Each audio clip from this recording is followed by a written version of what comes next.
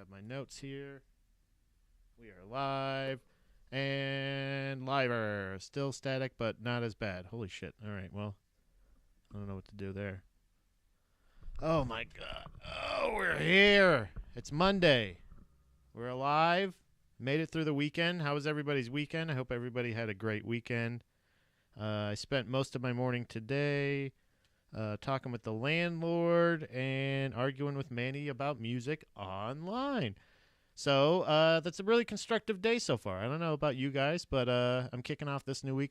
We were talking about, I feel like, this weekend, again, like I said, thank you, by the way, for anybody that's watching right now. If you are watching on YouTube, make sure you hit like, click subscribe. If you haven't already, hit the little bell notification thing so that way you'll be notified anytime we go live, which is every Monday, every Wednesday, and every Friday around 11 o'clock. Again, today was a little bit late, but hey, who gives a shit, you know? Dumparoonie, hell yeah, dude. We are getting a live poop by poop report right now from Youngblood on Instagram Live. And if you are watching, you can join in here on video through Zoom if you'd like, and or audio only on the Instagram here, Instagram Live at Berber Mermaid Productions, Baby Mermaid Productions. Again, every Monday, Wednesday, and Friday from 11 to 1. Again, I was a little bit late today. I had to finish some videos. I had some prior engagements yesterday. I was not able to finish editing. So, also, big news. The reason I had to finish editing was because I wanted to make sure we get this episode out today. It's a brand new episode of Falls Count Anywhere, which is going to free video. No more one free video a month. We are putting the Patreon on hold for right now until we can figure out some new extra stuff we can do. Obviously, the COVID shit threw us for a loop. We were put down. We were definitely bogged down for sure with episodes. We did not have a ton of capabilities at the beginning, but we're growing, we're getting bigger, and we're trying to be even better. So check out new episodes every Monday of Falls Count Anywhere. That's Youngblood. That's Manny. You can check it out on Baby Mermaid's production right on the playlist below here.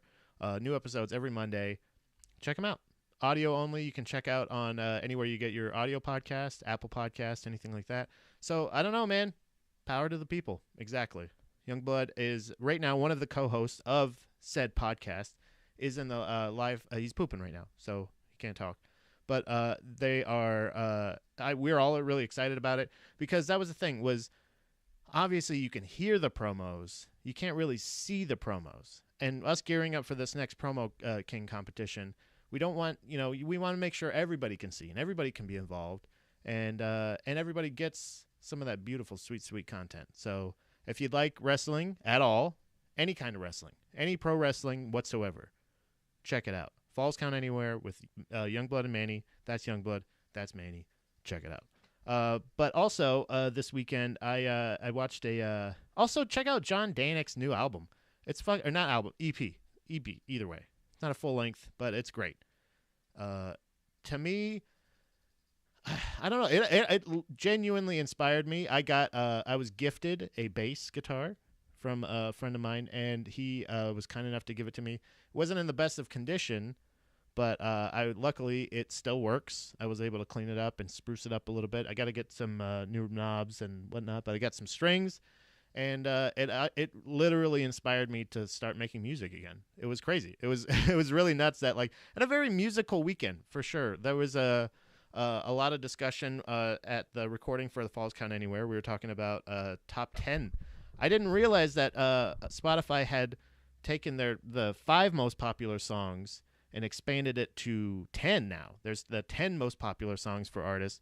So we were going 10 for 10. We started out with classic rock, I believe, and then we just moved into just basically anything, any band we could think of that has 10 songs that think would be better than the last one. So I wanted to kind of continue that talk into this.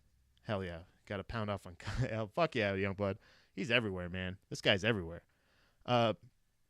I think there's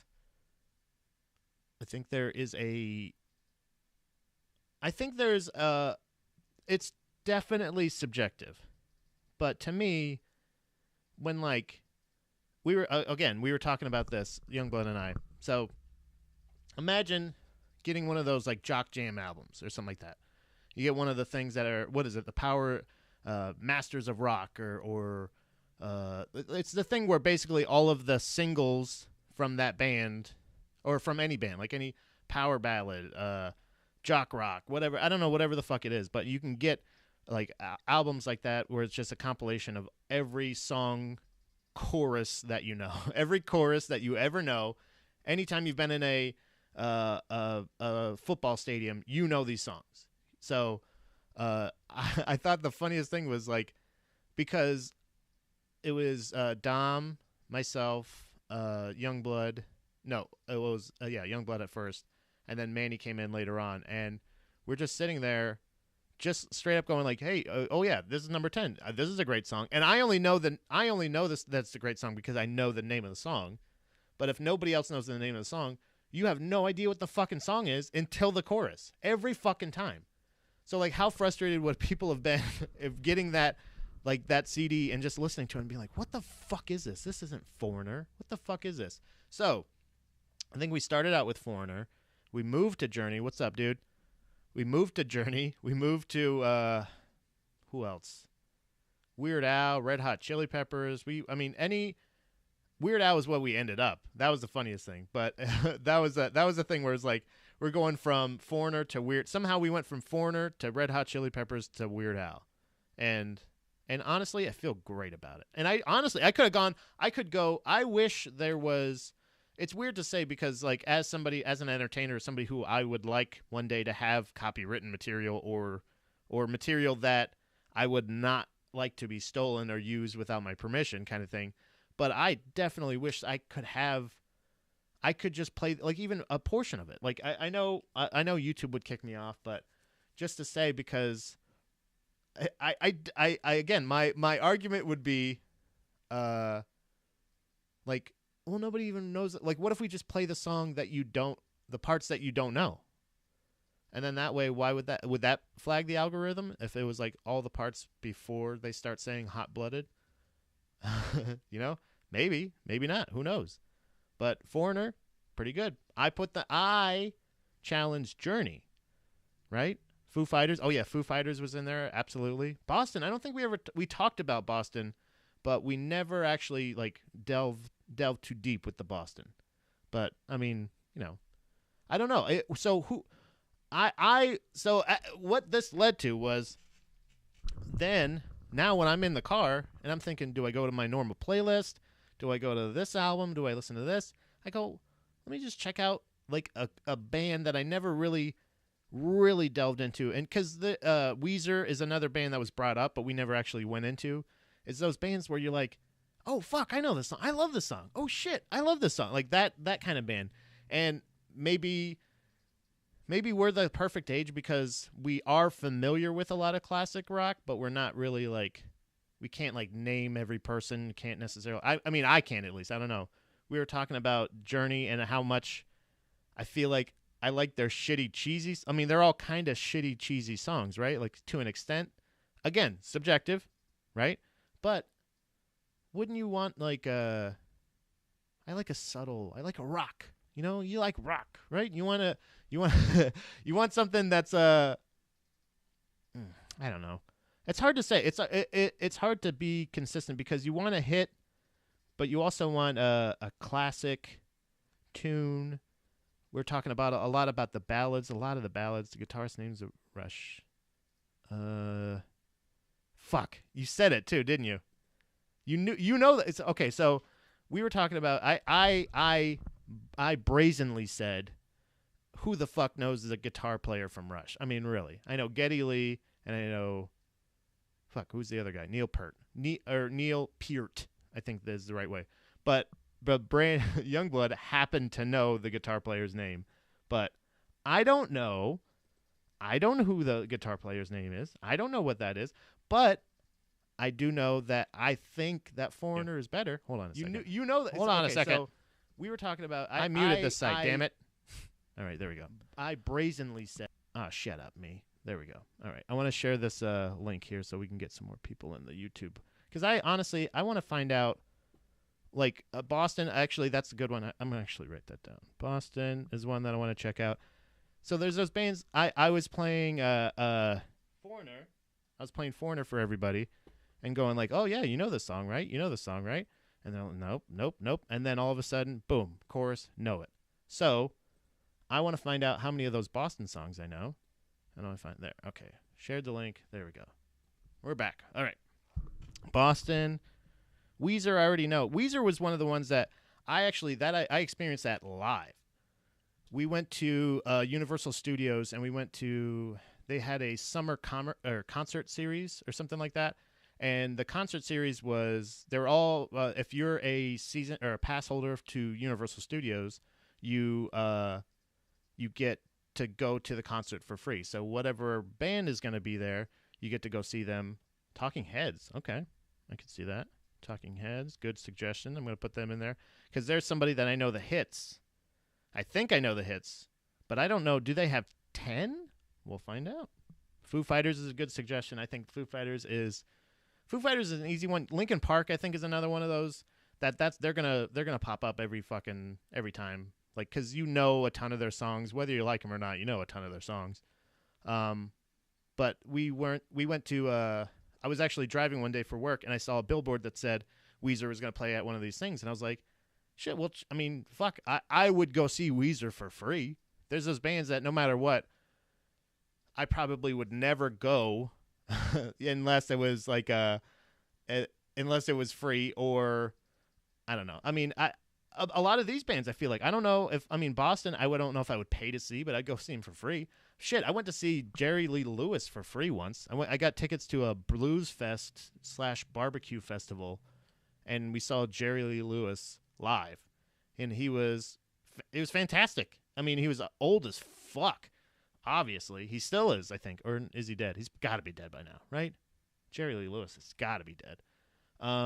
But there's but his piano playing, I feel like, hold on, let me see if Jerry Lee Lewis. Let's find out if you're dead, buddy. There's no way he's still alive, right? Jerry Lee Lewis. Yeah, I think he's still alive, dude. Holy shit. Is he dead? I don't see anything about death. Personal life. Married 7 times. Wonderful. He was 16. He married Dorothy Barton, daughter of a preacher. Gross. The union lasted 20 months. Hold on. Yeah, I think he's alive. Holy shit. Well, what do you know? But not super active. Obviously doesn't get up, but he still does all his little tricks. He does the little piano thing, and then he gets up and he just sits down on the keys. But like he's like 117, so like, you know, it's very nerve-wracking when you see it, but it was cool. I don't know. I mean, I'll pretty much, there's not a lot of people that I wouldn't go to see at least live. I want to see, if it's free, I don't give, I mean, if it's just a matter of that, but I just don't know if I would even say, if somebody was like, hey, you want to go see Boston? I would be like, who else is going? You know, like, or if, unless I check out their playlist and be like, holy shit, it turns out I actually love them. Kid Rock, you think has 10 bangers. Man, Brandon Youngblood is pounding off hard on the comments right now. He thinks, all right, I'm going to put him down. I'll give it a shot. I'm taking any suggestion. It doesn't matter. All I got is time. I want to make sure that I truly assess any and all scenario that deals with just all around like music. Why wouldn't you want to be? What if it's a Boston cover band? Boston cover band. If it was a Boston cover band, and again it was free, I mean, how can you argue that? Are they good? Are they like the premier Boston cover band? Because if they're the premier cover band, you can't argue that. That's basically the person, right? So, Kevin, if you will, please suggest a band that you think has 10 hits that would compare to or equal to somewhat what was the pinnacle, I would say? Foreigner, Journey, Foreigner and Journey. I guess that's the thing. Is like people unironically and ironically like their music, and I was talking about unironically. I unironically like Foreigner, and I don't necessarily love Journey. So, right, Nelly, Youngblood saying Nelly. I don't know about that. Boston cover band has to be strictly hits, or it don't count. Or it okay, or yeah. So it count. Yeah, okay, yeah. So they'd have to be hits. So basically, their set list is just going to be the Spotify playlist, but like reverse. Like they're going to just because to me their number one was not the best, but I think hold on, let me go back to it. Okay, Styx is another one. See, these are Styx. I think is going to be another one. Styx is a lot like Journey. I feel like because the higher pitched singing, the real big ballads, a lot of stuff like that, right? Or do they're the ones with Roboto too, right? And Layla. I actually know a couple of their songs. Hold on. I'm going to go to Spotify. I will mute this site again and just find out. Let's see here. Or maybe it just won't pull up. Okay. Foreigner. I want to go back to Foreigner.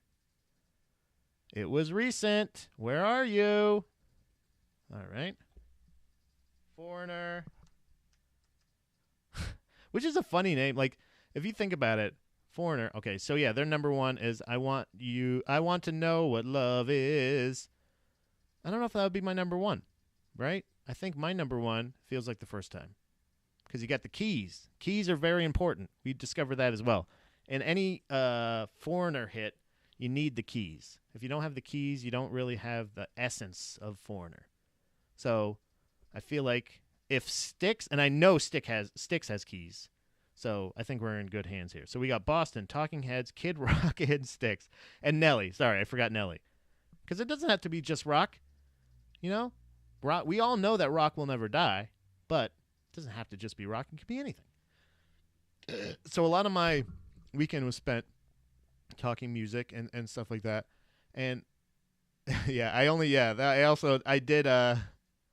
so the conversation I think originally started was we were talking about classic rock, and I can't remember exactly how it came up, but I remember admitting the fact that I really am the first. I'll get back to the Weezer story because it is similar to this. It's like I was not made aware how much I liked Foreigner until Aqua Teen Hunger Force brought it up.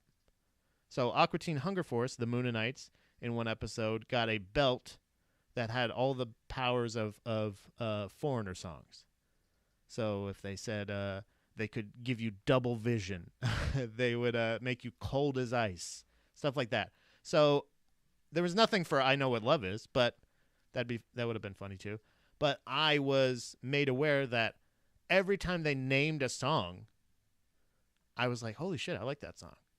So I was like, they might be the best. And that was my flag planting for Foreigner. It was saying, if it's good enough for Aqua Teen Hunger Force, it's good enough for me. Now, again, they also did feature Neil Peart, Danzig in episodes past, other things like that. So I am definitely open to any type of music suggestion, and it can be literally from anywhere. But if you say it in cartoon form, I'm going to be more receptive to it. So also, I want to let everybody know, too, if you happen to hear banging or loud pounding or anything like that, my landlord is doing some work in the apartment underneath, and I'm convinced that the house is going to crumble. Because every once in a while, there's just this loud thing, and the whole house shakes. And so if at any point you hear banging or the house does cave in on itself, please tell my wife I love her. So, but yeah, Styx I feel like is going to be another one of those bands that has somewhat of that kind of feel of like Rush, Foreigner. I think Boston. Were we sure about Boston? Isn't Boston big? Wheel in the sky, keep on turning. I'm gonna get kicked off now because that was perfect. I think that there's those pesky spy cams. Hey, it's underneath. It's down there. So I might just subscribe to that Reddit, whatever Reddit he's has that feed going to. But I went to the Weezer show. let me clear that up. I went to Universal Studios with Dominique, and then a Weezer show happened, and then we were like, yeah, we'll hang out. They started playing, and again, all hits, obviously, basically, right? Because I kind of feel like that's all Weezer can fill a whole show with just the singles or the videos that have been put out. You know, there's some earlier stuff for all those people that, man, like their earlier stuff. They've grown, they've changed, they've made so many different things, but they still play fucking everything. I don't think they're. I hate it when a band gets to a point and they start saying like, we're not going to play anything off of these albums from before. We were talking about that. I was talking about that with Dom about actually also the show I did with Andy. What About with Andy and Pat. You can check that on. There's a playlist on the page here. If you go to the channel, you can find the most recent episode we did about Taking Back Sunday, Tell All Your Friends. We did an album like that with Jay Simpson was featured. And we talked about how Brand New doesn't want to do any songs, I guess, from their first 2 albums, I believe it was, because of the fact that they're too emotional and they're too, or what was it? That's too many hard feelings. I can't remember exactly what it was, but it's essentially because one of the guys in Taking Back Sunday fucked the guy from Brand New's girlfriend or somebody he was trying to fuck. We don't know the story. We never got to the bottom of that, but they don't want to play anything off their earlier stuff because I guess it's just too hard for them. So, okay. They just play the other stuff. That's weird because I feel like every band has an excuse for not wanting to play their old stuff, but they all suck. To me, they suck because this is a brand new chat. I think that there's like that. Don't forget we got you here. Or, you got to play those. You owe us. We've done. I don't have that feeling. I don't think that artists are necessarily. They don't owe you anything. But just like, why wouldn't you? Like, I don't understand. You know that there's a portion of people that want to hear that. And I understand that you want to get new music out there and you want to sell that stuff. And honestly, I feel like even as an artist, it would suck to have to repeat the same exact piece of work that you do. But you can change it. You can do anything you want to it. Foo Fighters do that shit all the time. Foo Fighters did it on Saturday Night Live last week. They just go out there and play a song the way you don't like it. And then at least they're playing the song. Who gives a shit? They're playing the song. I don't know. If Brandon, if Youngblood, if you want to join in on the Instagram feed, you're more than welcome. If I can send you a Zoom link if you want. You got takes, you share them here because this is all music because and I'm not just trying to create a what is it called? An echo chamber. You know what I mean? I don't want just people that agree with me. Because I was talking to Youngblood about it, obviously, this weekend, and Manny, and we were getting along fine this weekend. But all of a sudden, he posts this garbage clip today of Ariana Grande just trying her best. And she's great. All of the people in the video, I want to be clear, too. It's a cover of Thundercat, right? That's what the song, hold on. Let me pull it up here. It's a cover of the song by Thundercat. I guess Ariana Grande, if you're French, was, I guess she has a new album out that Manny is in love with. I think Manny just loves Ariana Grande. I don't like her. I don't know. I mean, and I'm not saying that she's not talented. It's just that she's a pop singer. She's a pop singer like Demi Lovato. She's a pop singer like anybody else, I feel like. I mean, it's okay. That's fine. But hold on, let me find it here because I'm sure he's commented back. It is Them Changes by Thundercat, Ariana Grande, Domi, and JD Beck. So in the video, go to Manny's page and watch the video there. I think Joe Ament also shared it. Go watch it. I know, again, we've said it a million times, art is subjective. We get it. But, like, fuck, dude, these people sound like they don't hear each other. It sounds like they can't hear, like, I've played music. I play music with other people. You have to pay attention to what the other people are doing, even in jazz. even if it's jazzy, bro. You got to listen to some other people. And made a comment where I say they don't sound like each other, and Manny took it very personally. It's okay. Manny is a very sensitive guy, and he just sometimes he gets lost. He doesn't know, I told him I just want Manny to understand. And I know Youngblood, you don't have to share this with him if you don't want to, but if somebody could get a message to Manny that he just has poor taste in music sometimes. We all do.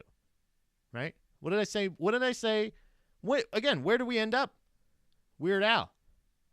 I know that Weird Al is not the most prolific.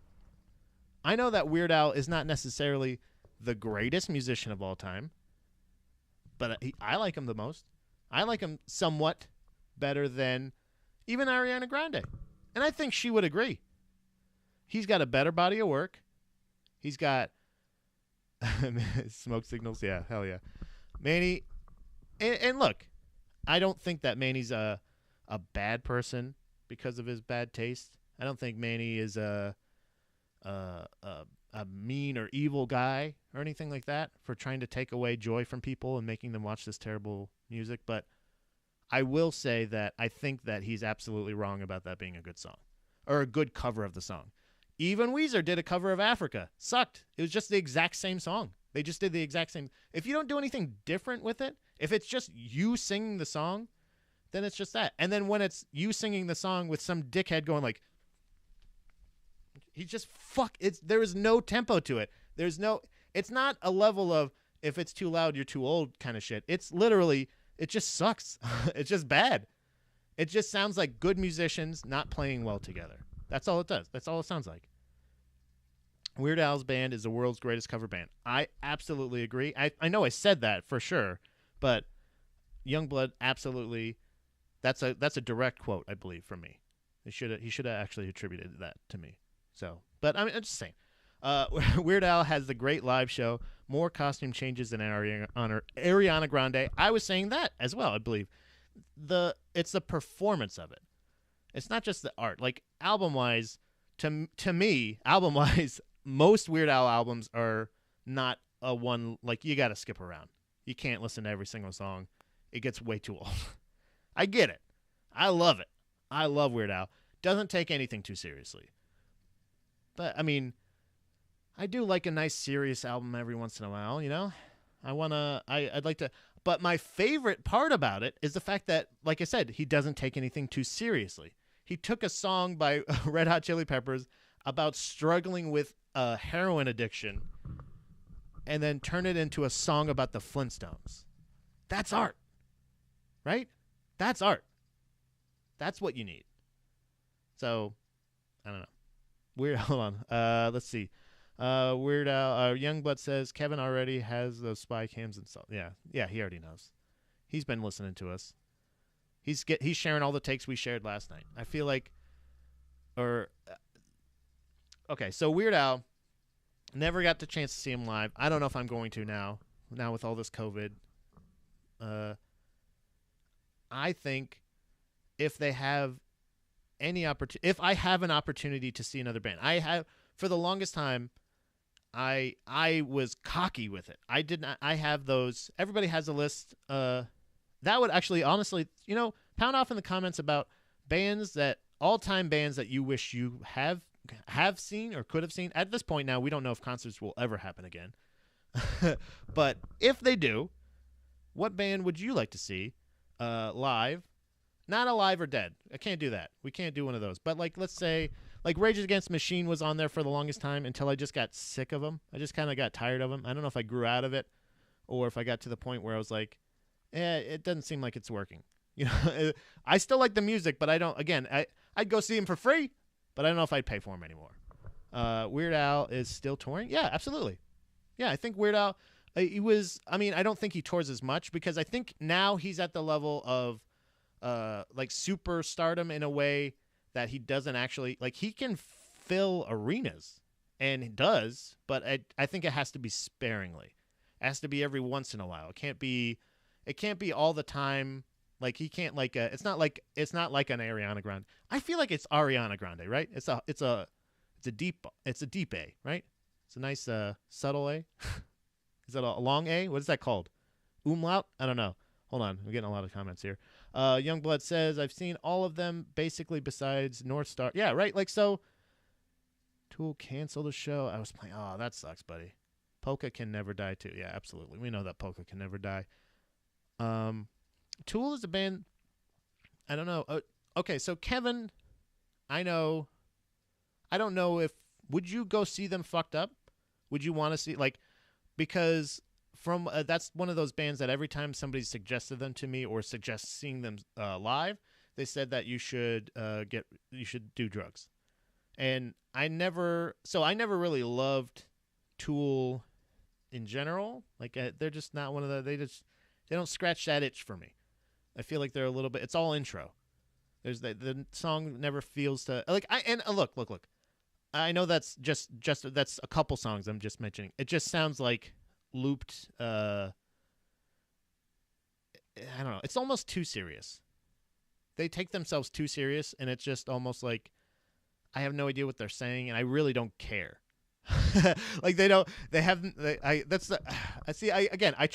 I go into these things just trying to explain actually how I feel, and it always comes off as an insult. But like I feel like they're a band that they never caught my interest. They were like Primus was one of those bands. Primus is a lot like Weird Al actually. I just thought of that. I think Primus might be one of those bands that I might want to check actually see. I'm going to put Primus up against a lot of these bands too because I want to find out. They're a band that I love. It's Les Claypool, right? Like because Les Claypool and his little Superstar Circus albums that he always puts out or whatever. It's just Primus again. And then he also does what was the other thing he does? It's a Oyster Cult, something Oyster Cult. Not Blue Oyster Cult. Doesn't he do something like that? Something Oysterhead? Oysterhead. I think that's what it's called, right? Oh, man. Oh, we're saying those words again. Those words that I can't say. What's this one? What's that one? What's the S-Y? What's that word? I'm trying to point at it. I don't know where it is. Primus is so wild live. Oh, okay. So you gotten a chance to see them. They were a band. Rage Against the Machine was a band. Primus was a band at times that I would have loved to see live. But and honestly, maybe now is actually the best time because I remember thinking, you know, why do I want to see? Because I would love to see the Foo Fighters, but I would like better to see something like Them Crooked Vultures or something like that would play in a smaller venue that I would have more of an experience with. I feel like. So, let's see. Their album, Lattice, came out when I was a teenager. You fall in love with them music differently as youth. Yeah, I think so. Psilocybin. Oh, that's it. Yep. I know it. Yep. I know that word now. Okay, good. Do mushrooms. Yeah, I gotcha. Do mushrooms. Go see Tool. So yeah, if you take an edible, if you do some kind of drug and you go see these bands, that's cool. Like I would see again Primus, another band. I don't know if I would necessarily pay what they would charge to see them live now, but I would go see them. But I would be so where I'm at right now is I feel like I would be more likely when everything comes back, if everything comes back and we get concerts again, I would be way more likely to eat an eighth of mushrooms and go see Primus than Tool. Do you know what I mean? Like Tool just never got that. Primus, at least they're gonna go fuck around and have a good time. But again, I would definitely get tired of it sober. After a while, I'd have to go. It's much like Weird Al in that sense. Like I love what they're doing. I love the attitude. Love the jokes. This is great. Performance is awesome. Band sounds great. But I gotta check out for a little bit. I need something else. So Foo Fighters at the Firefly Music Festival was fantastic. I would love to see, a festival would be another good one. So I feel like if you have because it's a lot more open, you have that kind of, there's nothing holding you in. But if you go see them in an arena, you're just all packed in there and there's no intimacy. Festival, you can still have a moment there. And festival is a feeling. A festival is a whole feeling. Anytime I've had so many good experiences seeing bands at festivals because they're playing their hits. They're playing to the masses. They got and I also love the fact that like the party aspect of it, like how excited they are. They get to hang out with all the bands that they like, and they get to see. It's always cool to see a band or a artist that you respect or like watching a band that you also like or respect. Like when you guys have the similar taste, that's always like a reassuring thing. I remember at Camp Anarchy when I was there with Chris for the when the Buddha Boys were trying to work that festival. I remember Eric Melvin from NoFX coming out to watch Bad Religion. And it's like, fuck yeah, dude. Yeah, because we all want to see Bad Religion play. We all are fans of this. It's cool when you can see people you're fans of being fans of something that you're also a fan of. It's cool to share that kind of thing. And festivals are always a good way to do that because you can see like Dave Grohl watching Slayer or something like that. And you're like, what the fuck? You're like, what the fuck? Am I seeing Dave Grohl watch Slayer? What the fuck is happening? It's a surreal feeling. It's like being a real Californian. Brandon Youngblood, what do you say? Oh wait, there's like multiple spelling. Yeah, obviously, yeah. I can't spell. We all know. If you came to this show for spelling, you're in the wrong place. Don't be here for spelling.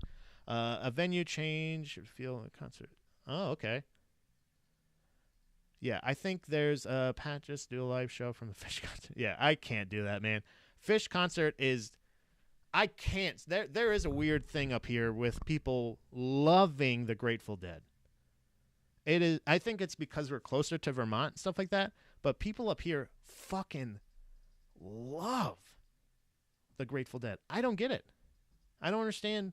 Like it's a weird thing that everybody up here has like those. Like I just noticed it a ton more. Maybe that's it. I don't know. Maybe I just wasn't that familiar with it. But I feel like most of my knowledge of the Grateful Dead has been from Roseanne, the show, from growing up. Other than that, and I remember when Jerry Garcia died, and I was like super young. It didn't matter anything then. And then anytime I've heard them, it just sounds like just noodling, and it's really frustrating. So Fish is not making the list. I don't think. I think there's a reason they're not as. I don't know. And they're sober now. So that's crazy too, right? I found that out. I listened to I think it was, what was it? Talking about, what the fuck was that podcast? It was on the Earwolf network, and it was with the Harris Whittles, rest in peace. It was him trying to convince Scott Aukerman to like Fish. And I think it was Analyze Fish. That's what it's called. It was funny. Funny title. But it was basically, it ended with them at a Fish show, and him saying like, well, you've listened to all the albums, I've showed you all the things what you should like, him introducing a band to his friend and just being so upset by every song. And honestly that's a great podcast. Check that one out. That one. And honestly, Harris Whittles is hilarious. He was a writer on Parks and Rec, comic, huge funny dude. I love that guy. I miss him. He was a really funny guy. But Fish is never going to make the list, so I don't think that'll be that. But those bands, so I'm excited to find out. Nelly, I already know. But hey, I'm just assuming. Look at me, making an ass out of myself, and you as well. But Kid Rock, I'm excited to find out. I want to see where his what's up, Andy? I want to see where because eventually he did turn country. For sure, he's just country now, but I would like to see I want to see the term. So if we're gonna have Kid Rock, wouldn't do you think Limp Bizkit? I said Linkin Park. Am I just trying to find a reason to play Limp Bizkit? I want you guys to like to support my decision making. But I top tens as far as this, I don't know of a couple. I don't know. I would have to say I'm gonna put a little star next to Talking Heads. I don't know if they're gonna go 10. I don't know if they'll have 10 songs. Same thing with Kid Rock. I don't know if they'll have 10, but I am not going to doubt Nelly, Boston, Styx, or Primus for having 10 songs that could possibly be better than Journey. Maybe. Better than Foreigner? Probably. Who knows? I don't know. But I don't know. I just feel like either way, the talking about music, I'm just glad to talk about music instead of politics, you know? That's just honestly, Limp Bizkit has 10 hits. There's no way. Yeah, Linkin Park for sure has 10 hits. 10 hits, at least probably 5 that I would be like, this is pretty good. I like the song. But I just don't know about Limp Bizkit. I'm going to put Limp Bizkit on there. But I'm not going to. What is that noise? There we go. I'm going to put them on there. I'm going to just put Limp Biz. But I'm going to put a star because I'm not sure about those guys. Who's the other one? Linkin Park. I just don't like Linkin Park. That's my problem, though. So I think that's what I'm saying. But still, I feel like 5 songs would be good. But I will admit, if I know a song or not. Like that's the point. That's kind of the key to this list is the fact that you have songs that you're like, oh shit, that's them. Oh fuck. But I don't think these bands I recognize. Boston, the classic, more of the classic rocks. That's the ones. Like I put, what did I say? I said Foreigner's like an edgier Hall & Oates. Like they're what I want Hall & Oates to be. So edgy. I don't know what that means. If that's even. Yeah, Chocolate Starfish. Chocolate. Oh, I get it now. You see what he did there? He wants a chocolate starfish in the hot dog flavor water. Those are always such fun, clever jokes that they always do. I remember I am of the age, I believe during all of most of the people I believe in the chat's childhood was during the invention of the parental warning on album covers or anything like that. So if I remember the only experience that I had with that, I think, and I'm assuming that's why people wanted to start doing those, like Blink-182 did Take Off Your Pants and Jacket. Huh? Get it? Take off your pants and jacket. Oh, you mean like my pantaloons and my coat? No. Take off your pants and then jack your dick. That's the joke. Took me forever to get it. So chocolate starfish in the hot dog flavor water, I'm pretty sure is referring to your butthole, and then some kind of, is that like dick water, right? Is that even clever at that point, or is it just, I don't know? But I'm putting the chocolate star next to them, absolutely, just in case. So, but that's what I did basically this weekend. I just talked about music with my pals, recorded some podcasts, did the same old, watched the UFC. Awesome. Main event. I didn't watch much of the other fights, but there was a gentleman from Philadelphia who took a fight on 5 days' notice. He is also one of the announcers, which is, what other sport is like that? So whether you you can like or dislike football, you can like or dislike anything you want, but like, when comparing sports, and not only just because of COVID response or entertainment value or anything like that, you can not like it. I was just somebody who really enjoyed fighting most of my life, watching fighting, or at least simulated fighting or movies about fighting or something like that my whole life. So I definitely take to UFC more than any other sport really at this point, aside from even hockey. Like, I love hockey because it's so physical, but never in hockey, never in football or baseball, tennis, golf. I can't imagine. I don't know of any other sport where an active announcer would go play or do something and say okay, you don't have a fighter, all right, take the headset off and go. You know what I mean? Like, kind of thing. Again, that was not the scenario. It was 5 days notice. He was training for a decathlon. His name is Paul Felder. He's from Philadelphia, Pennsylvania, and his nickname, fighting nickname, my favorite aspect, the Irish Dragon. Pretty cool. And he's a ginger dude. That's pretty funny.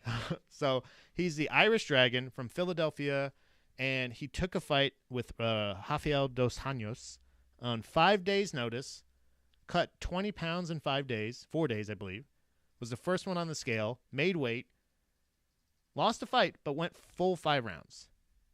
I don't even, he said he had not even trained MMA, just did pad work in the past 5 days or whatever, in like 8 months.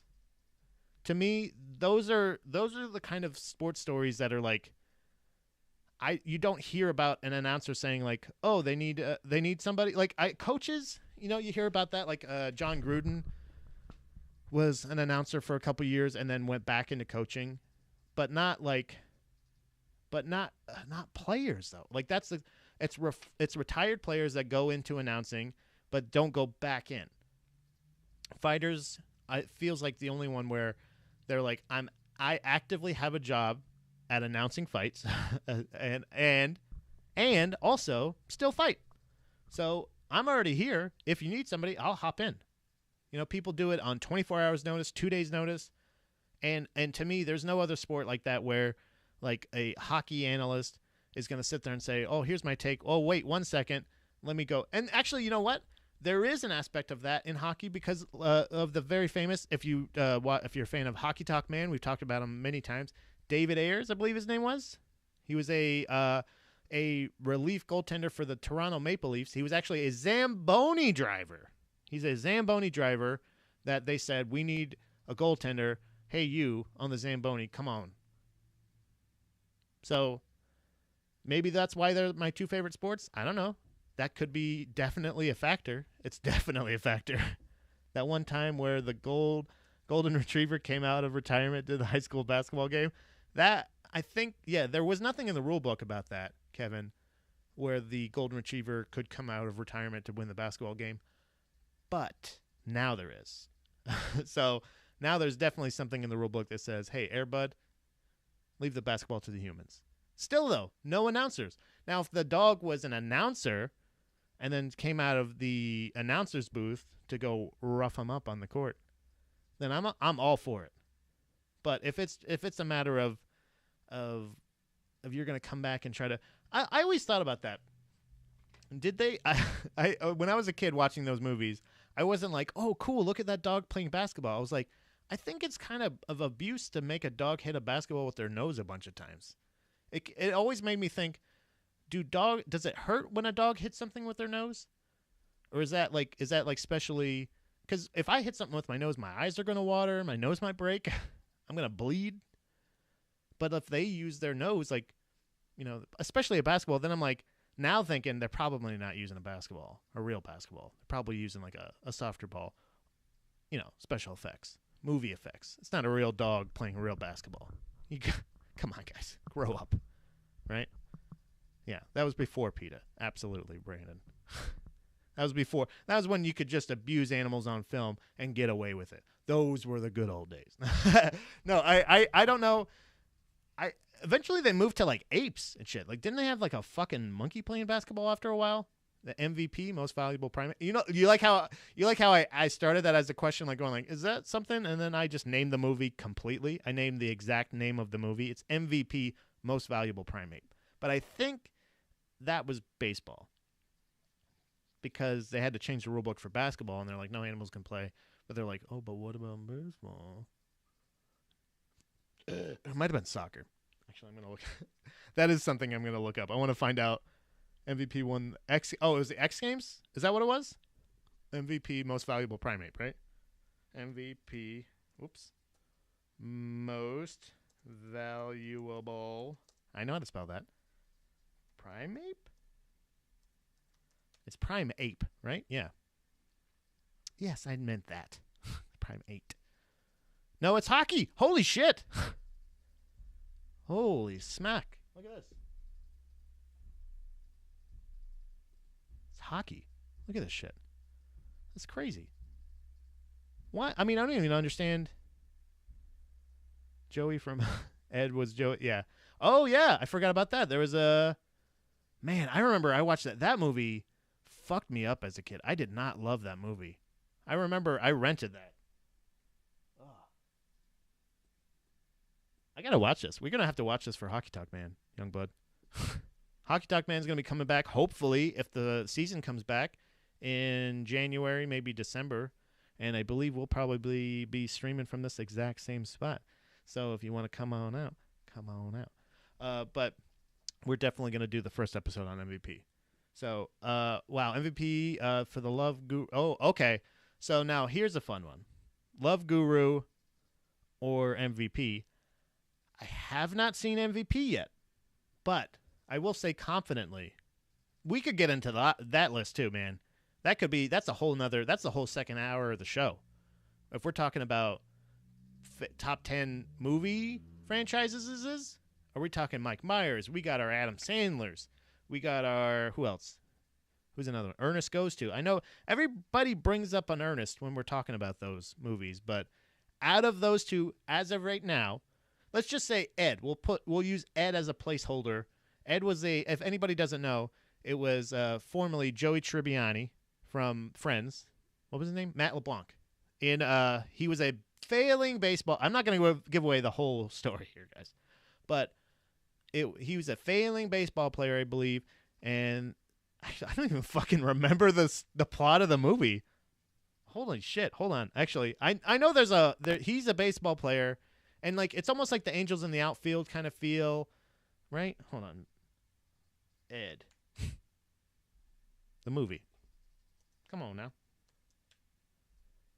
All right. Ed film. Let's not call it a film, guys.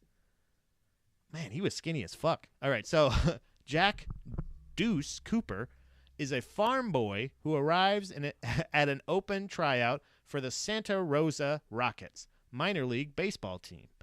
He makes the team after blowing away the scouts with his rocket of an arm, as well as a strong training camp. Okay, we're not giving a scouting report. Deuce also befriends a chimpanzee, Ed, after being told the chimp is his new roommate/teammate. Okay, so they're not explaining how the chimp got there? After they move into their apartment, Deuce... All right, we're going to watch this one too, Youngblood. Deuce's coaches... Deuce develops a relationship with his neighbor, Lydia. Also, Ed becomes very close with her daughter, Elizabeth. Wait a minute. I don't like that aspect. Deuce's game really begins to take off, as well as Ed's. So they're just not so there's just established you're going to be on a team with a monkey, and also you're rooming with them. A chimpanzee can rip your fucking arms and dick and lips off. The problem I had though was with the fact that Ed looks terrifying. He's he's a very fake chimpanzee. If you can, hold on, let me pull this up. All right. Well, we don't need a clip of it, guys. All right. I don't know if it's hard to see here, but he looks like a robot. Like his lips move weird, like that. I don't know. He had to be on. Yeah, he was on the team. Yeah. I think, yeah, shout out to Hubie Halloween. So it's Adam Sandler. I don't think we're going to put Matt LeBlanc movies in there, but Mike Myers movies, I think, they might be my favorite. And I don't know. And it really, in a lot of the movies, it's a lot of the same jokes. A lot of Adam Sandler movies are him, I think Matt and Shane brought it up on a recent episode. Yeah. Arms, lips, and dick. Yeah. Watch out, Casey. Watch out. Because it's terrifying. Monkeys are terrifying. Everybody's listened to Joe Rogan. I know you guys know about monkeys. They're terrifying. Stay away from them. But monkeys that play baseball, maybe I don't know. But then the steroids, you would think, if wine and Xanax will make a monkey tear a lady's face off, what would steroids do to a monkey? I keep saying monkey. I know it's a chimpanzee. I don't give a shit. He's not here right now. He's a robot. But it was a terrifying looking monkey, and it was not convincing, is basically what I'm saying. It didn't seem like they used a real monkey pretty much ever, which is safe, and I do support that. But just don't make the movie. If you can't use a real monkey and you can't use a convincing monkey CGI, just don't make the monkey movie. Just don't have a monkey playing baseball. That's a stupid story. It's a very stupid story that I cannot imagine went well. But hey, I rented it. How stupid am I? I liked Air Bud. Why did I like Air Bud? Instant classic? Not necessarily.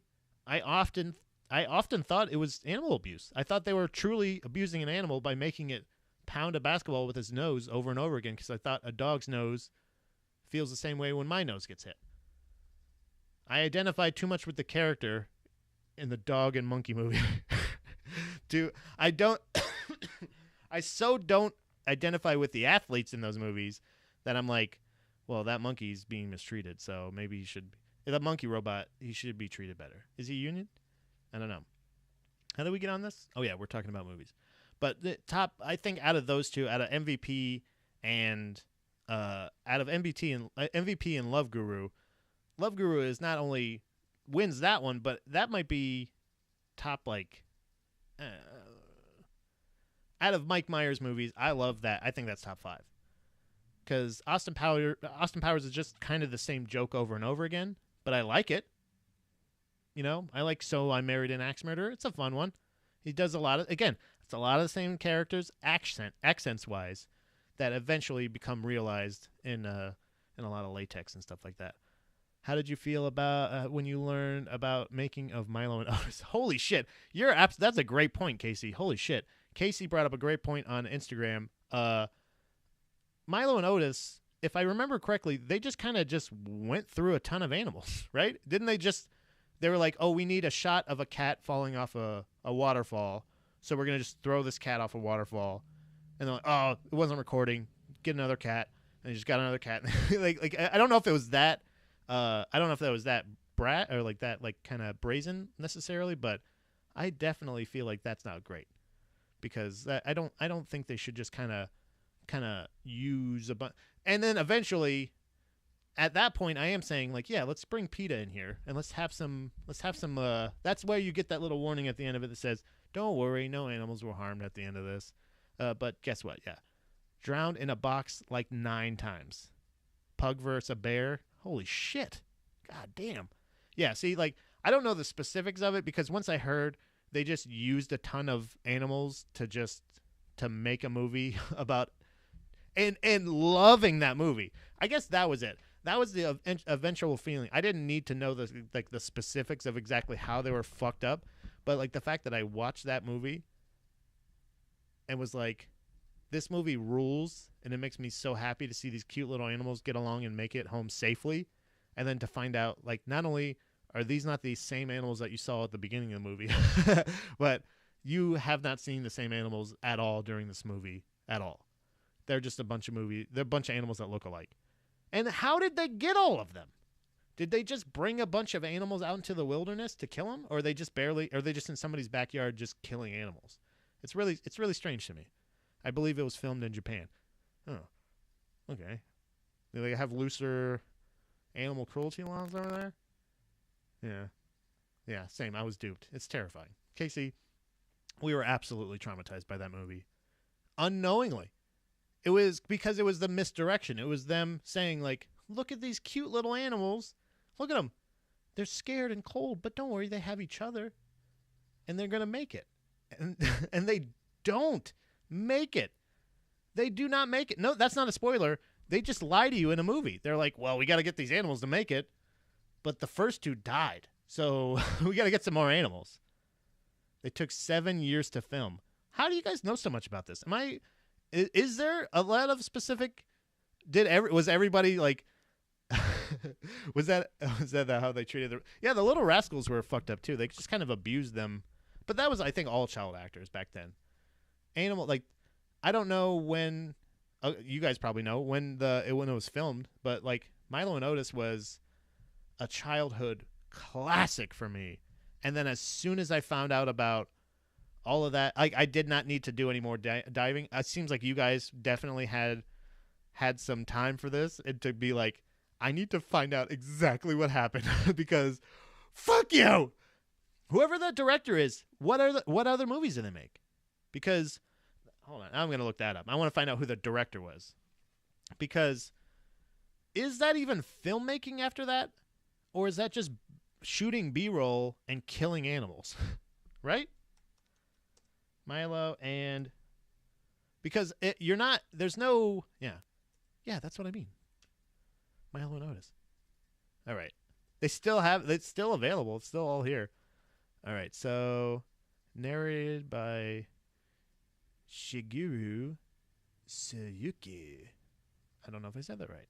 A Kitten Story, alternate English title. Wow, they really fucking poured it on. They're like, look at this little kitten. 1986. So, all right, who actually has the plot here? That's pretty funny. All right, where's the director? on a second. I think it's Koneko Monogatari. I think that's it. Adventure comedy. Orange Tabby Cat. I like how they have a thing here. All right, so let me go down. Awards. It won the Japanese Award Academy 1987 won Popularity Award, Most Popular Film, nominated for award of the Japanese Academy Best Music Score, Young Artist Awards 1990, and it was nominated Young Artist Award Best Family Motion Picture, which is great. So, animal cruelty allegations, it says. When the film was first released, several Australian animal rights organizations raised allegations of animal cruelty during filming and called for a boycott.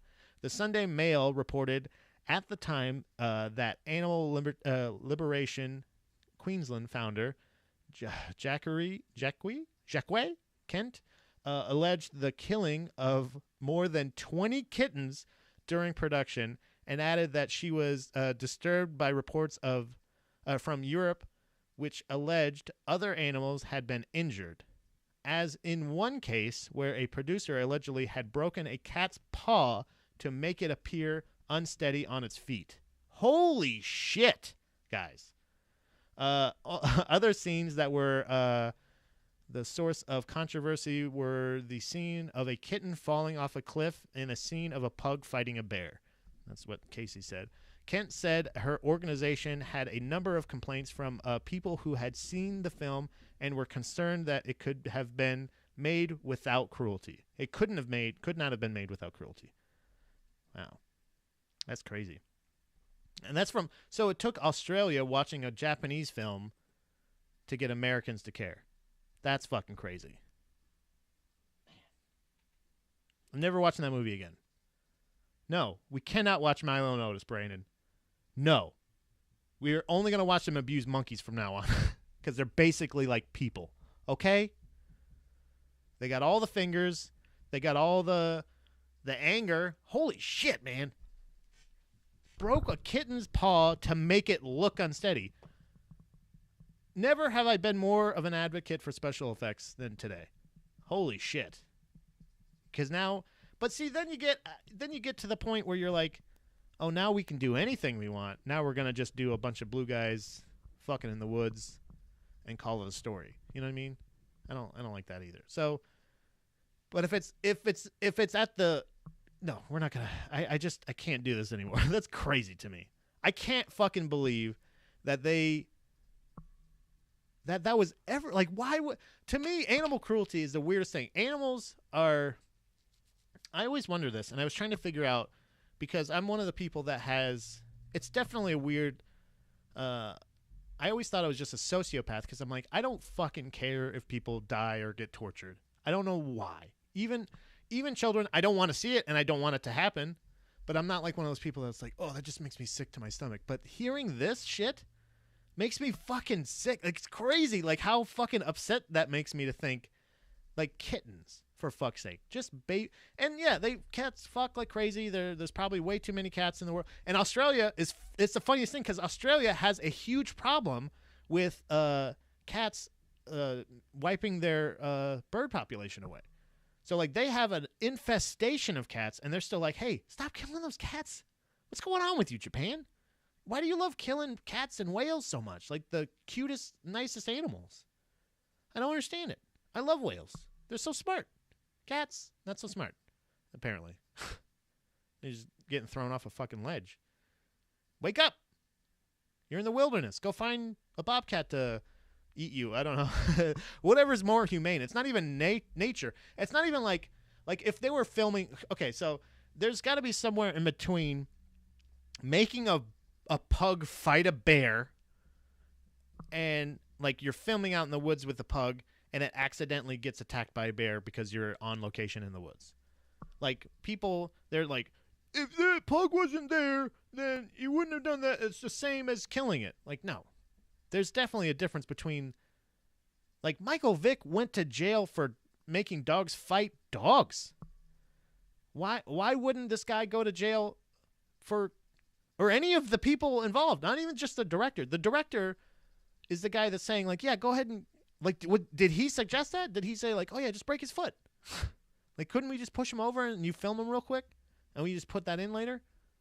So make it look like we just push him over, and then you hit action, and then you see him like getting up, and he's like, oh, looks unsteady. Push him over again, or put him on a table and shake the table. There you go. He's unsteady again. You don't. Why is that your first go-to? Are you like, go break his foot? He needs to look unsteady, please. It doesn't make any sense. I don't like it. Obviously. Shout out to the Monkey Actors Guild. Hell yeah, Brandon. Kevin says CGI doesn't look real. You got to break a few kittens' paws if you want to make a good cinema. That's true. Hey, if you want to make a good movie, you got to crack a couple kitty tibias. Tabias. Huh? You like that? Because of tabias? Huh? Instead of tibia, it's a leg. Get it? That's a bone joke. Get that bone joke? Good. All right. I just feel like, to me, there's no getting around it when it comes to like actually. I don't understand. I don't know. The Revenant, the bear in the Revenant obviously wasn't real, but like, why? So was that your whole plan? I guess that's the thing. Is like, did you map it out by saying like, all right, we're gonna need some kill kittens, and we're gonna need a real tough pug. But other than that, I think we can make this movie. Like, what was your? How did you? Most movies have budgets, right? Most movies have a thing where they like to lay out. They say, all right, well, we're going to start shooting on this day, and we need this many trailers for this many actors. Well, we don't need any trailers because it's just us. So was it just like a film crew, like just like a handful of people, and then like a van full of animals that they just kept pulling from to murder? Did they plan on murdering kittens? Again, like I said, if they're in the middle of the wilderness, and then why was the bear spared? Why didn't they throw a bear off a ledge or something like that? I don't know.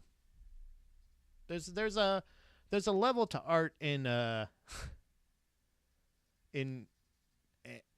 not a filmmaker, but like I feel like I could just show like a waterfall raging and a cat in like and go like, oh no, we put together that the cat is in the water. We don't actually have to show. You can just like ball up a shirt that looks like it's like the same color as the cat, and just throw that over, and then we would just assume cat's getting torn to shred by the water. You don't actually have to throw the cat over the ledge. So, and was dead animal footage used? Because it has to have been. Like, again, the cats you're seeing are not the cats you're seeing at the beginning of the movie or at any other time in the movie. Man, that's depressing. That makes me feel like actual animal abuse being stopped is great. But it definitely makes me feel like, where were they? So what was Air Bud like? What was Air Bud's set like animal-wise? Like, how, did they have a backup dog just in case? Did they use multiple dogs, like Full House, like with Michelle and other Michelle? Did they use both? Like, did they just kind of alternate? Like, what was the dog union like? I don't know. That's fucking crazy. I don't want to talk about that anymore. It's disgusting. I again can watch two grown men like just smash. Like, I watched a guy's fucking ear get elbowed off of his head. That is not an exaggeration. I'm not saying that like, oh man, his fucking ear exploded. Like, literally, dude was up against a cage, came down with an elbow, the other guy, and hit the back of his ear, and his whole ear just kind of was just hanging there. The whole thing, yeah, gone. Fine. I was fine with that. But you just tell me a kitten's paw gets broken, and I am up in arms. My blood is hot. Why can I watch? Is that a sociopath thing? And, that was my point. The reason I feel, until I get actual professional help and I actually go see a psychiatrist that says, no, Pat, this is why you care more about animals. I feel like it's because I truly see animals as like sinless creatures. Like, they don't know if they did something bad or mean, they didn't do it to be bad or mean. they did it because, oh, what up? Wifey's here. Oh, I'm gonna fill her in. She's gonna be. I don't want to bum her out at work, but I have to, because this is disgusting. Wifo. Hello. I can't hear you. Hello. Oh wait, hold on. Do you have to turn me on? Yeah, there you go. Hey, wifo. Hi. So I found this out. This is a lot of fun. You're gonna be. This is gonna bum you out. Did you know that during the filming of Milo and Otis, they went through 8 kittens? What do you mean went through? Like they didn't work or did they die? They worked to death. They apparently broke a kitten's paw to make it look unstable. Told you guys. That's awful. I know. I didn't know that. Right. We started talking about how I used to watch Air Bud, and I used to think it was animal cruelty to make a dog push a basketball, like pound a basketball with its nose, like that. Yep. Because I used to think a dog's nose was like my nose, and every time it did that, it made his eyes water and maybe bled a little bit. But no, you can punch a dog in the nose and it won't hurt it. Are you sure? That's what Air Bud is teaching us, and I don't like it. Oh, okay. I thought there was like some scientific thing. I'm like, how would you know that?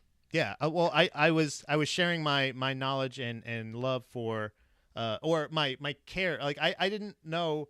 I was sharing my feelings of why I feel like animals deserve that kind of abuse so much less than humans.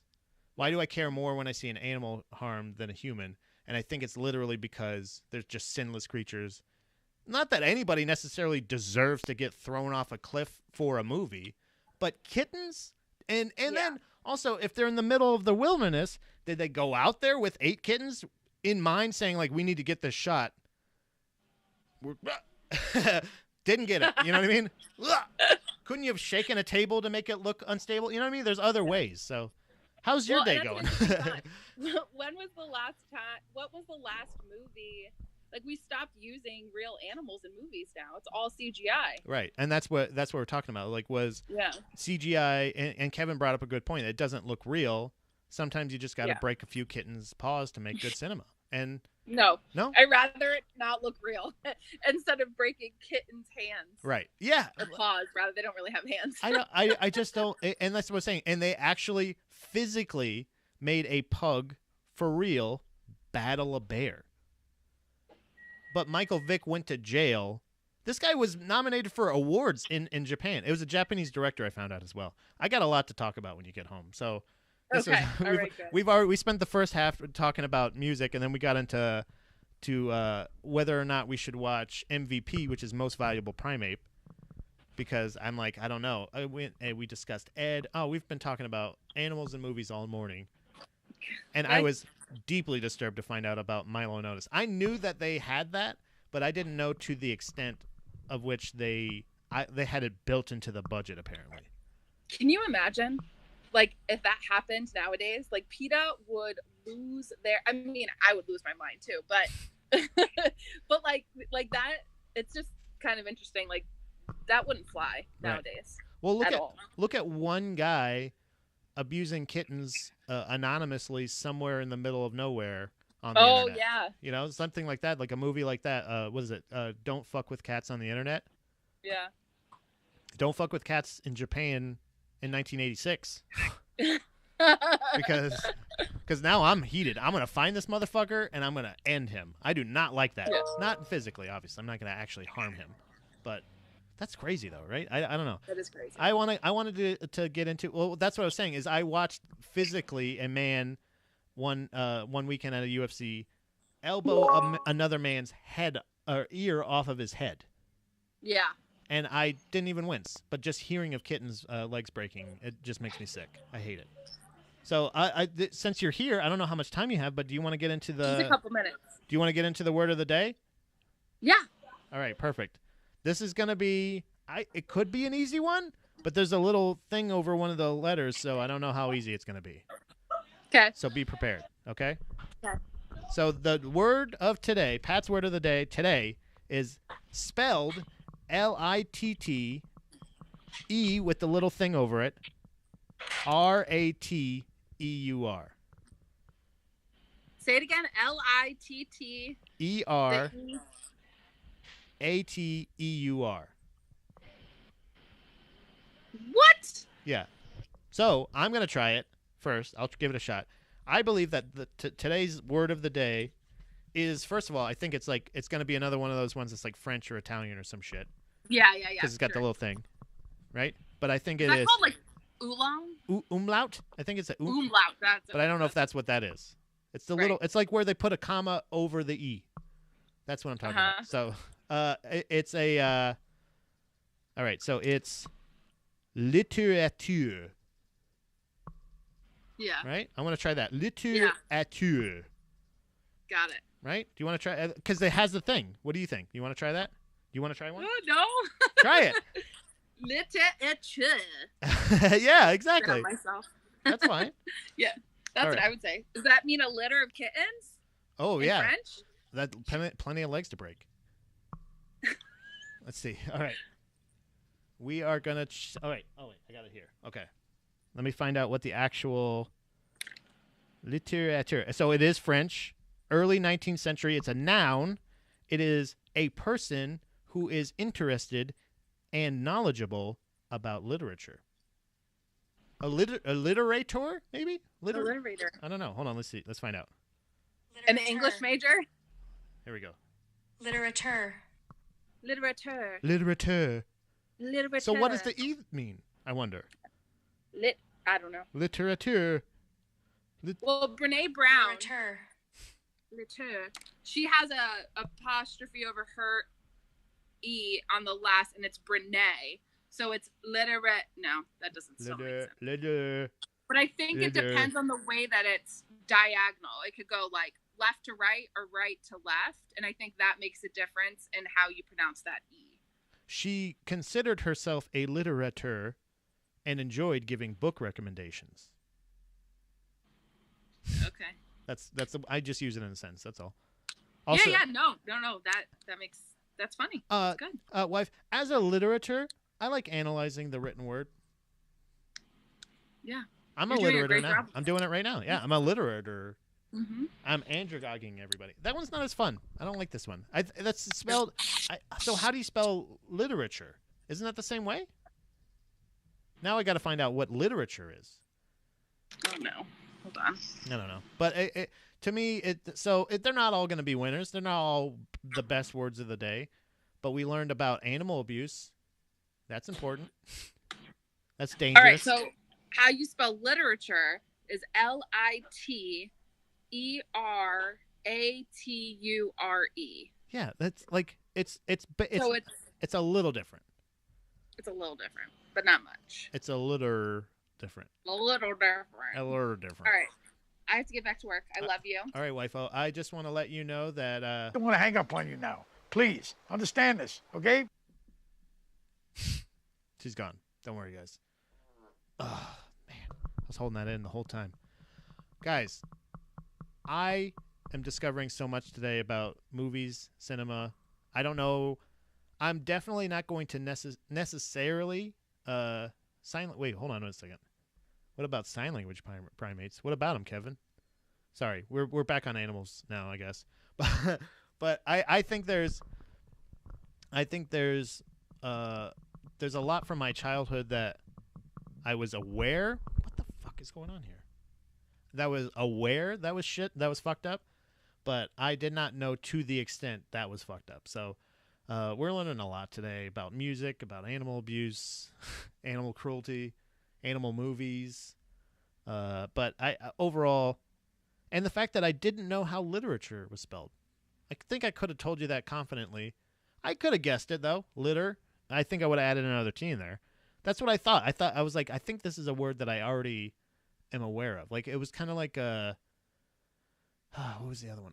Not opuscule. The other one. Bon mi. Yeah, bon mi or something like that. It was something like that. I can't, that's a sandwich. But it was I don't know if I like the fact that the word of the day words are if I'm going to use them in a sentence in everyday life, I don't know a lot of people that are going to know, oh, he's a literateur. He's a what does that mean? An author? You mean? No. He's just somebody who likes it. Okay, like that. You don't need a word for that. We can just say he likes literature. That's it. For the amount of time that I'm like, what is that word? Is it literature? No, it's literature. It's literature. Literature. Oh, so you're just saying literature wrong? No. It's a literature. I give up. I'm over it. On to other things, music.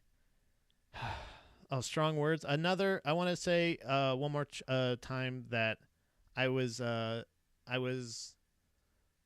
lucky enough to be invited over to Ian Strong's house to do an episode of his podcast, Strong Words with Ian Strong, where we count down. Much like I think a lot of my life is just lists. Like that's it. I want to know what your top 5, what your top 10, what your top whatever is. That's how I put everything.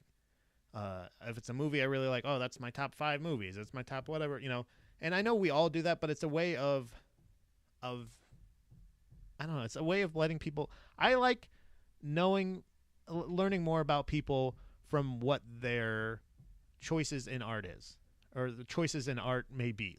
So if it's like, if you said my top 5 favorite movies are, number 5 MVP, number 4 Air Bud Golden Receiver, Air Bud, and then what was the other one? Milo and Otis. You know what I mean? Like then I'd be like, oh, this person enjoys watching animals suffer. I don't like that. Technically, I think, I don't know. I think, but what was I talking about? Oh yeah, the list. Yeah, Jesus Christ. But it doesn't matter where it actually comes down to. It's just where. So I learned a lot. It's just where you stand on these pieces of art. A lot of times, it kind of helps me get a better idea of you. And overall, everybody sharing their opinions.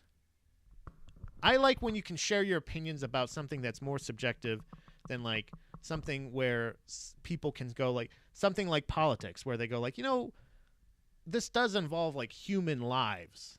Again, we can't add Milo and Otis because it only involves kittens losing their lives and pugs being murdered by bears. But when it comes to having an idea of the kind of person you are, or really what it comes down to is it lets me know, am I going to listen to anything you suggest artistically?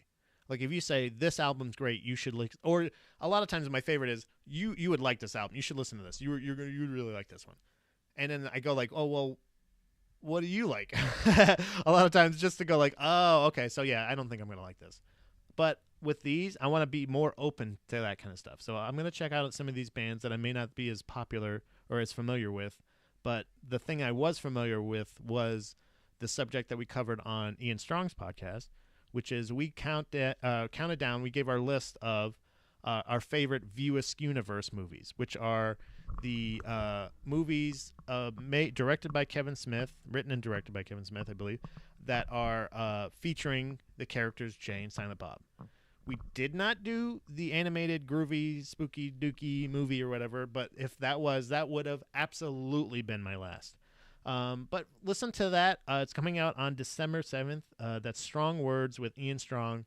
We're counting down. I would like to have him on around that same time. I believe Youngblood actually just recorded an episode with him as well at his wonderful home, and that would be out, I think, probably not long after that. So he likes to bank a couple episodes, but they're evergreen, man. You know what I mean? When you're talking with Youngblood or Pat, you can put that shit out anytime. But I definitely judged my fellow mates on that episode for sure, because it seemed like I almost had a mirror image. I don't want to give too much away about the episode because you got to listen, and I want everybody's takes. I want people, am I wrong? I don't want to give my list away yet. I want to make sure that everybody is a chance to hear it pure from him. He just sent me some music that he was working on for the episode. Sounds great. The guy does a great job. Make sure to check out Strong Words with Ian Strong. Great guy. I would love to do a solo episode with him one day too, because it's a lot of fun. I could talk to him for hours. It was great, but I definitely judged them because I feels like their lists were quite a bit different than mine, which is why you want those lists, because you compile all that knowledge and you figure out overall as we stand right now, how do you feel about these movies, these works of art, and that's how I like people to introduce themselves to me. Hi, my name is this, and these are my top 5 pieces of art. I don't know. I miss going to museums, and I miss going out to movie theaters. I didn't realize how much those experiences shaped my life. I feel like my daily opinion of the world, but I truly do enjoy. It's not just it's not the human interaction part of it. It's strictly the place. There's something different about watching a movie in a theater, and it really kind of bums me out to think that they might not actually come back, or it might not come back the way we think. I know that there's gonna be big screens and seats still after everything, but I don't think I'm gonna be against whatever it is, because if it's like pods or something, that's gonna be cool as shit, or little things where you don't have to deal with the people next to you. I don't know. It's very isolating, but I just love art in any way, and I like to hear what people think about it. So any art recommendations, not just music or movies, I'm gonna definitely revisit Ed, because I want to figure out because there was something that deeply bothered me about that movie early on, and it really stands out now as like I think I might have. It wasn't just the poor acting. It might have just been the monkey. I don't know, but we're gonna have to figure it out, because that's what we're here for. We're here to learn. We're here to adult educate ourselves. Hold on, let me turn that down. We're here to watch movies about cats being murdered in the wilderness. That's what that really changed the tone of the whole show. I feel like it really took a turn after that, and that's okay. I don't mind it. I don't mind it one bit. It's a live show. It's what it's supposed to be. It's supposed to be fluid. It's supposed to be open. It's supposed to be zigging and zagging, baby. We're all over the place.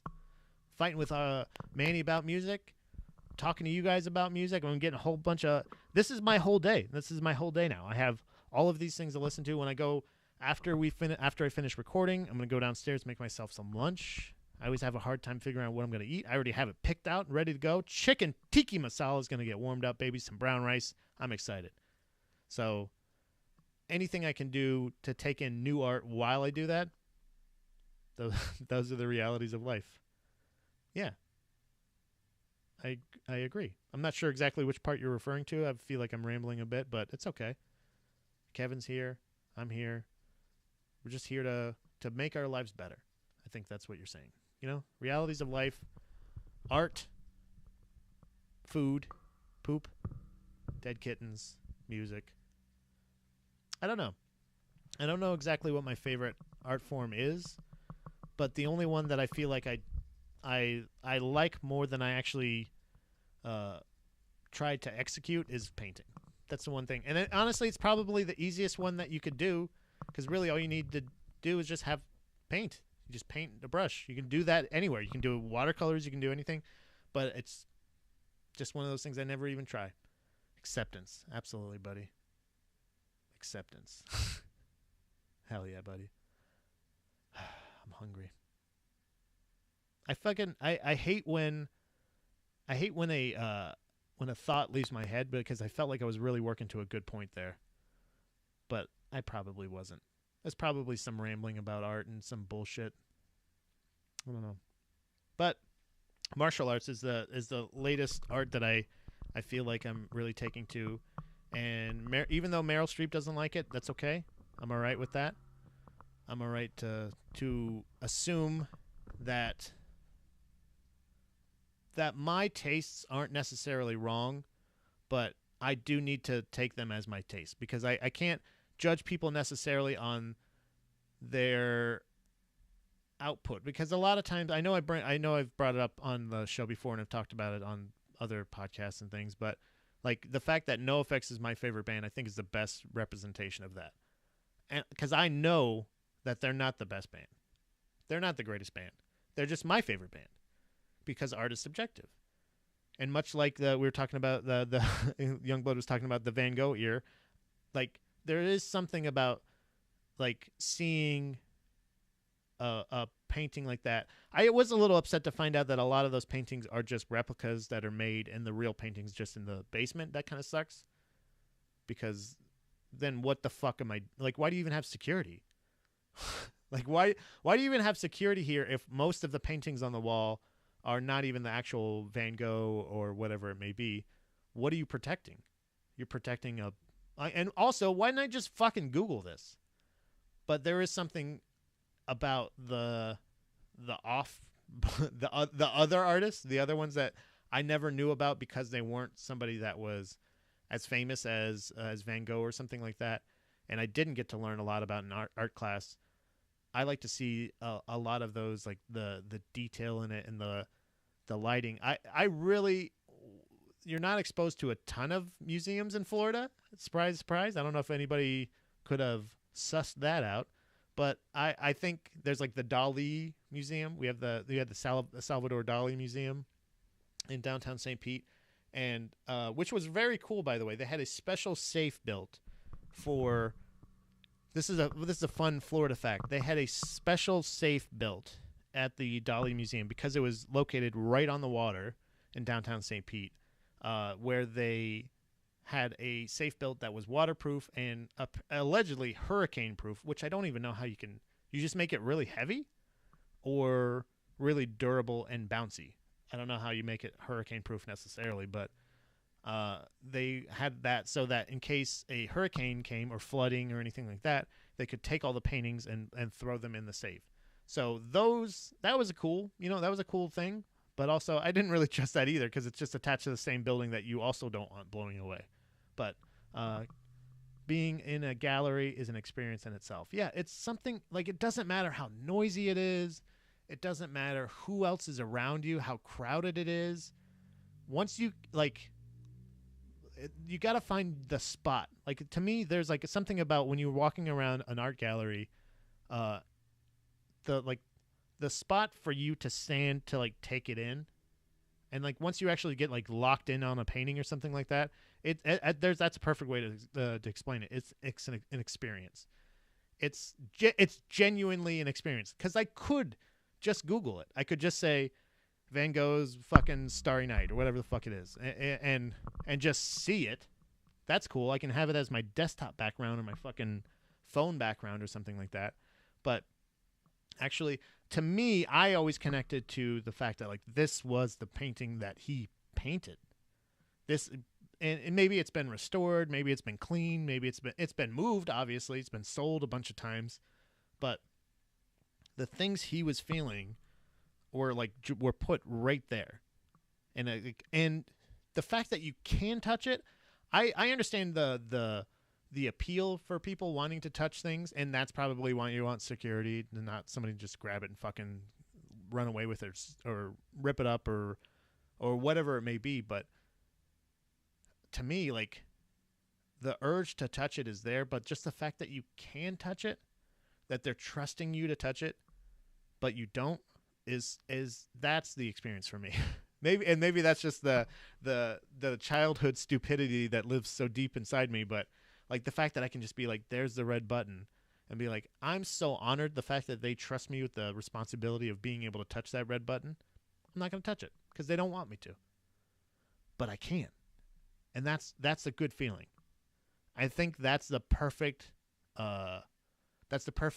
aspect of art gallery security, is the illusion of freedom, of being able, much like the country. Oh man, hey, that's deep, bro.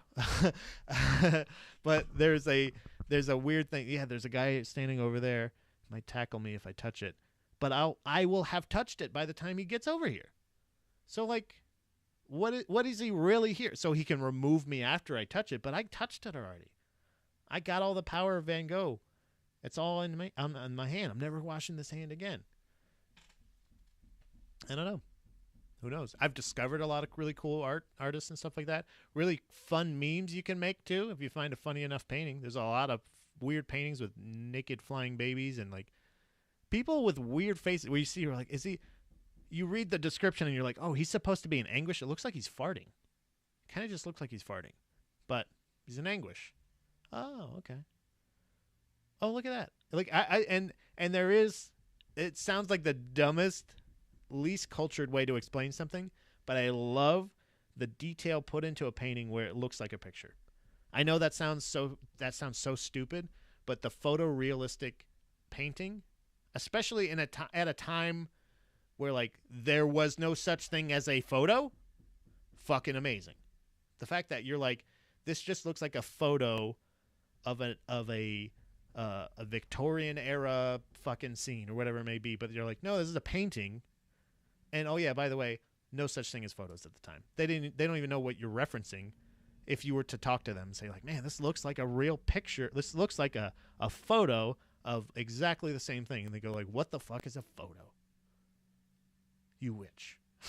How dare you? I don't know if it's that. I don't know if I'm timing that right perfectly. I don't know if they believe in witches there, but whoever it may be, whoever the artist is, there's something that they're offering to you, and there's just, I don't know. I love it. I love it's truly something that I never felt very drawn to and was not exposed to, I don't think, a ton as a kid, that I'm really, like, since we've moved up north, that being this close to New York City, being this close to Philadelphia, like, that we can just do it in a day. We can just go to New York City and go visit a fucking museum and see, like, just breathtaking sculptures that you could never imagine.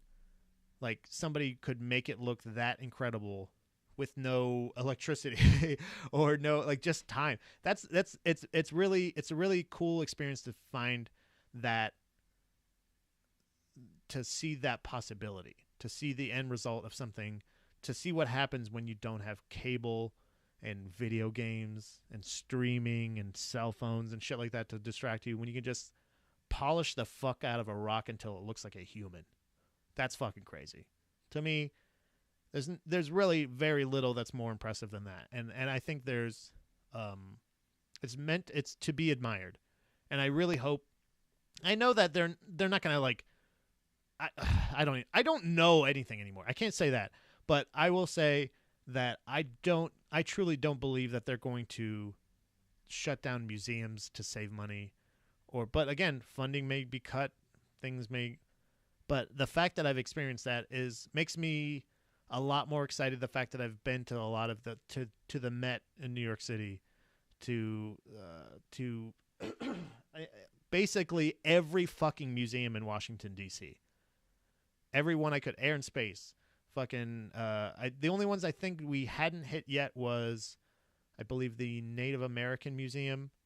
I think that was one, but that was because it was too crowded. Hey, I want to go to the Spy Museum, but you got to make an appointment. Stuff like that. Am I just giving free travel info now? I think, but if you get a chance, and I don't even think you have to be a fan of art. You don't have to be an existing fan of somebody who, like, oh, I already like painting. You just have to be a human being. Go to an aquarium, not as a kid. Go to an aquarium, well, not with kids either. Just go as an adult, even if you have kids. Go to a fucking museum, even once with and once without your kids. Try it. It's fucking awesome. If you haven't done it in a while, do it as soon as you can. That's what I'll say. That's what I would suggest. That's how I'm gonna to begin to close out this show. I want to start out by saying, the next possible chance you get, go to a fucking museum. It is 100. Kevin, if you want to go to a museum, it's still, yeah. If people, exactly, that's a great point, Kevin. If people wear masks and distance, you can still enjoy museums. It's really not that much different.